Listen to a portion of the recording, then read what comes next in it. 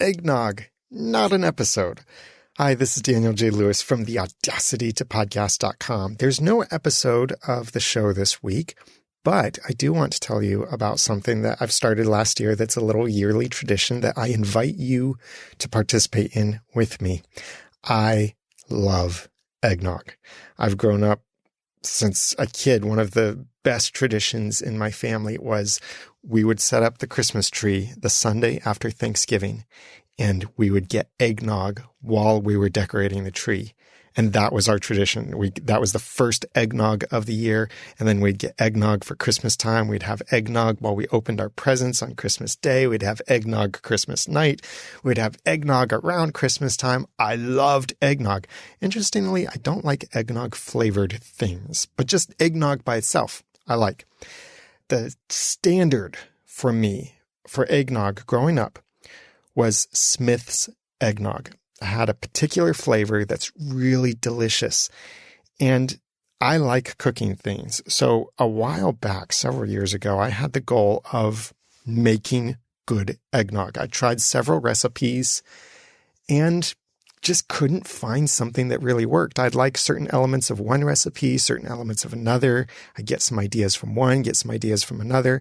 And I found some interesting recipes that had interesting flavors and were all consumable. Well, all but one.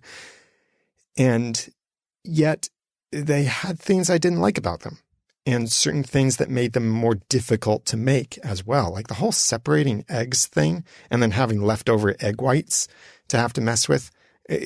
Who has time or interest for that and the need for egg whites then after you've made the eggnog? So here's the thing. My son and I have made our own eggnog recipe, and we'd like to share it with you.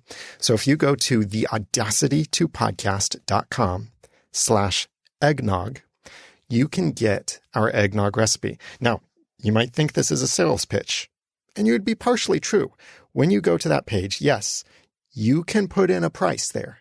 But here's the thing. You can put in whatever price you want. In fact, if you don't want to pay for the recipe at all, if you just want to get the recipe, go ahead, put $0 in there, get the recipe, let me know what you think of it.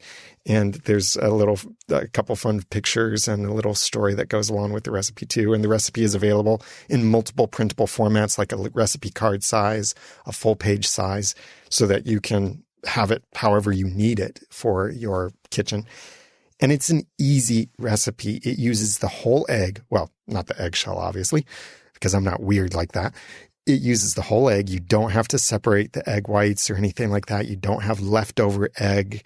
It does not use alcohol. You can put alcohol in it if you want to, but it doesn't use alcohol. It just uses a little bit of extracts. And it has an interesting little ingredient that might surprise you with it, a couple ingredients. And it's cooked eggnog too. So not only does that make it thicker, but also if you have any concerns whatsoever, whether you're using pasteurized eggs or farm fresh eggs, if you have any concern about that, it's cooked to the temperature that makes the eggs safe to consume. So you don't have to worry in case you might be concerned about that. So it's safe.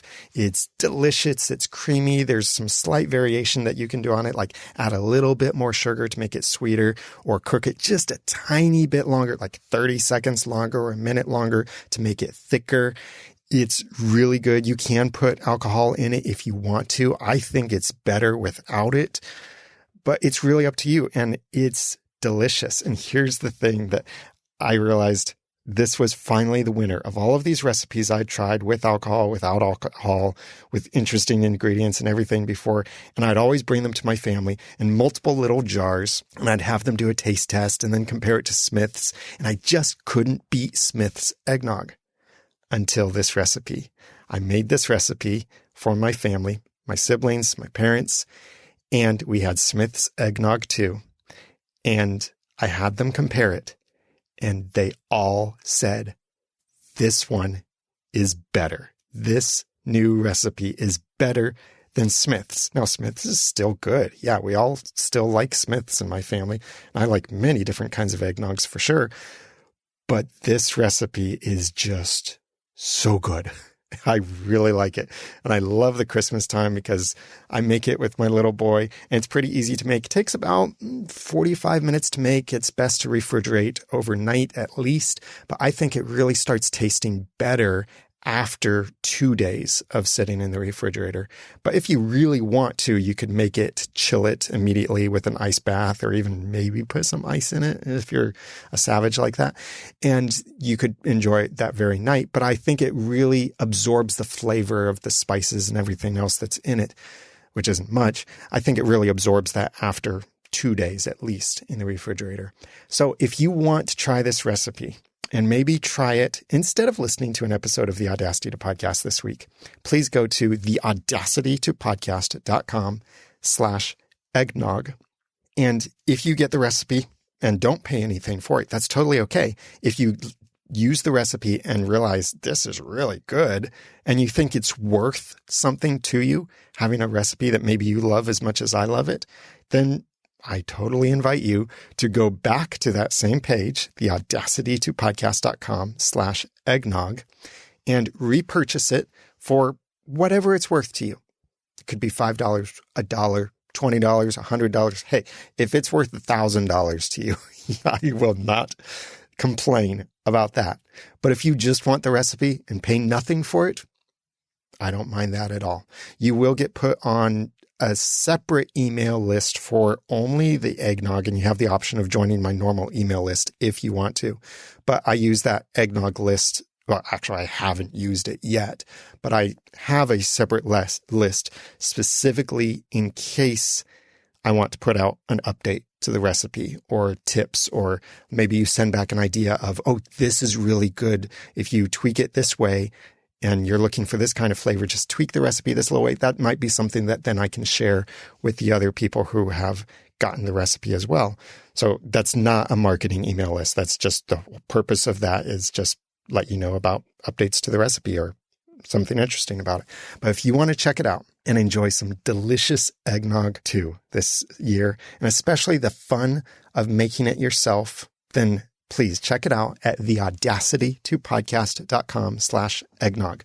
Pay whatever you want.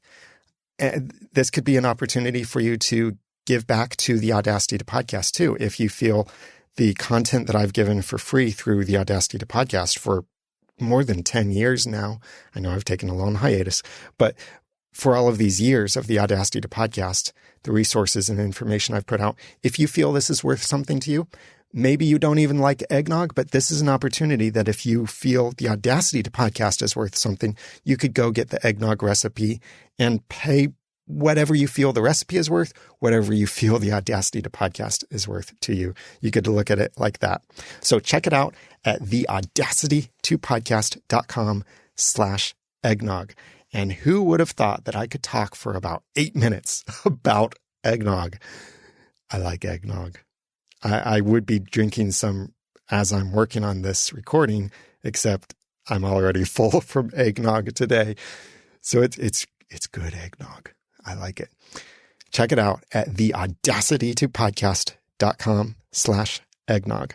And that will be available through December 31st. And this is something I might do every year, making it available. That's at theaudacitytopodcast.com/eggnog. I will have more episodes of the Audacity to Podcast before the year is over. But if you don't get to listen to them before the end of the year, then I hope you have a Merry Christmas, a Happy New Year, and happy whatever holidays you'll be celebrating as well. Thank you so much.